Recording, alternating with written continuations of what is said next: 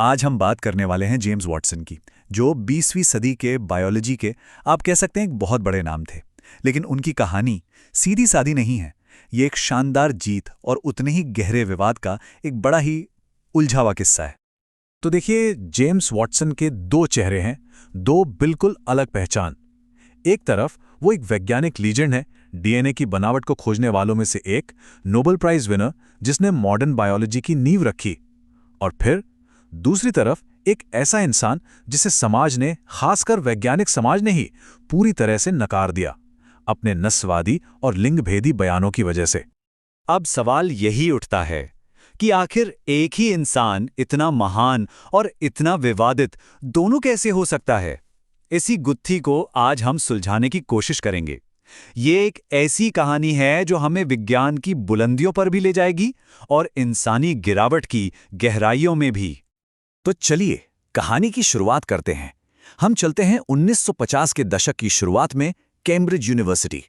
माहौल में एक अजीब सी बेचैनी थी, उम्मीद थी और साथ ही एक जबरदस्त कंपटीशन भी। ये थी डीएनए के रहस्य को सुलझाने की दौड़। वॉटसन ने खुद अपने नोबेल लेक्चर में कहा था, बायोलॉजी में सबसे बड़ा चैलेंज था जीन रेप्लिकेशन को समझना, मतलब डीएनए का स्ट्रक्चर पता लगाना। हमारी ठंडी अंधेरी कैवेंडिश लैब में हमें लगा कि ये काम हो सकता है और शायद कुछ महीनों में ही हो जाएगा। आप सोचिए कितना बड़ा एम्बिशन था। वो और फ्रांसिस क्रिक इतिहास बनाने वाले थे और उन्हें लगता था कि ये बस कुछ ही महीनों की बात है। और ये कंपटीशन कोई छोटा मोटा नहीं था, ये बहुत भयंकर था, खासकर उस समय के एक और महान केमिस्ट लाइनस पॉलिंग के साथ। वॉटसन ने तो यहां तक कह दिया था कि पॉलिंग को स्ट्रक्चर पाने का कोई हक ही नहीं था, क्योंकि उन्होंने ठीक से लिटरेचर तक नहीं पढ़ा था। मतलब ये सिर्फ साइंस नहीं था, ये एक पर्सनल रेस बन चुकी थी। और फिर कहानी में एक ऐसा मोड़ आया जिसने सब कुछ बदल दिया। ये मोड़ आया रोसालिंड फ्रैंकलिन की वजह से। वो एक बहुत ही टैलेंटेड एक्सरे क्रिस्टलोग्राफर थीं और उन्होंने एक तस्वीर ली थी, एक ऐसी तस्वीर जो डीएनए की पहेली को सुलझाने की चाबी साबित हुई। असल में उनके डेटा ने ही वॉटसन और क्रिक की थ्योरी को कंफर्म करने में मदद की। दुख की बात यह है कि उनके इस योगदान को सालों तक वो पहचान नहीं मिली जिसके वो हकदार थी।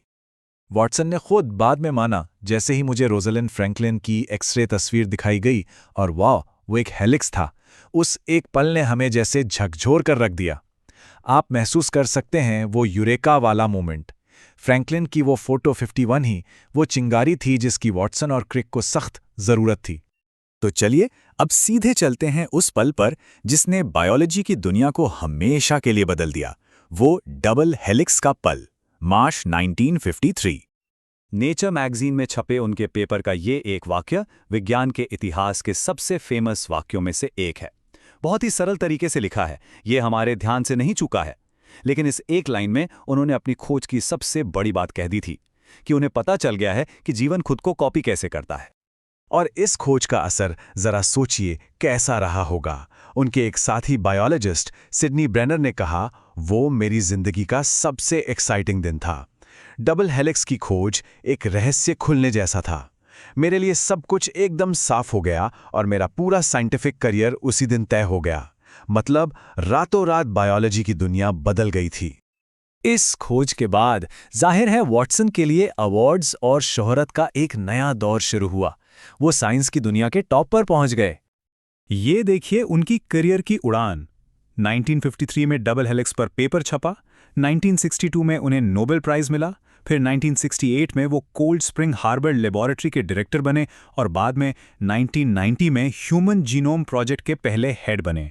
वो सिर्फ एक साइंटिस्ट नहीं रहे, बल्कि एक इंस्टीट्यूशन बिल्डर बन गए जिसने मॉडर्न बायोलॉजी की दिशा तय की।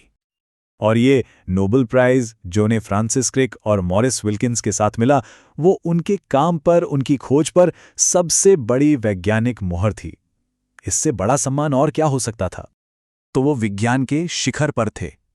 लेकिन फिर कहानी ने एक बहुत ही दुखद और अंधेरा मोड़ लिया, एक ऐसा पतन जिसकी वजह वो खुद थे। साल 2007 में उन्होंने एक इंटरव्यू में कहा, मैं अफ्रीका के भविष्य को लेकर निराश हूं, क्योंकि हमारी सारी सोशल पॉलिसी इस बात पर बनी है कि उनकी इंटेलिजेंस हमारे बराबर है, जबकि सारे टेस्ट कहते हैं कि ऐसा नहीं है। ये एक ऐसा बयान था जिसने पूरी साइंटिफिक कम्युनिटी को हिलाकर रख दिया और यहीं से उनके पतन की शुरुआत हुई। और इसके बाद जो हुआ वो बहुत तेजी से हुआ। उनके बोलने के सारे इनविटेशंस कैंसिल हो गए। यूनिवर्सिटीज़ और म्यूजियम ने उनसे सारे रिश्ते तोड़ लिए। उन्हें कोल्ड स्प्रिंग हार्बर लेबोरेटरी से इस्तीफा देने पर मजबूर किया गया और आखिर में 2019 में उनकी सारी मानद उपाधियां भी छीन ली गईं। जिस दुनिया को उन्होंने बनाया था उसी दुनिया ने उन्हें बाहर कर दिया। उनकी एक पुरानी दोस्त और साथी वैज्ञानिक नैन्सी हॉपकिंस ने कहा था, उन्होंने इन अपमानजनक बातों को जैसे सम्मान का एक नया मेडल बना लिया है। उन्होंने मॉडर्न बायोलॉजी बनाई, लेकिन उन्हें यह नहीं समझ आया कि स्टेज से कब उतरना है। आप इन शब्दों में वो दर्द और हैरानी महसूस कर सकते हैं जो उनके करीबियों को हुई होगी। तो फिर सवाल वही है, ऐसा हुआ क्यों? उनके साथ काम करने वाले लोग कहते हैं कि इसकी वजह थी अहंकार, ह्यूब्रस। उन्हें ये लगने लगा था कि जिस तरह उन्होंने अपनी इंट्यूशन से डबल हेलिक्स की खोज की थी, उसी तरह वो किसी भी फील्ड के बारे में कुछ भी बोल सकते हैं और वो सही ही होंगे। और देखिए, सालों बाद भी जब 2019 में एक डॉक्यूमेंट्री में उनसे पूछा गया कि क्या इंटेलिजेंस और रेस पर उनके विचार बदले हैं, तो उनका जवाब था, बिल्कुल नहीं। मुझे ऐसा कुछ नया पता नहीं चला है जिससे मेरे विचार बदलें। मतलब कोई पछतावा नहीं।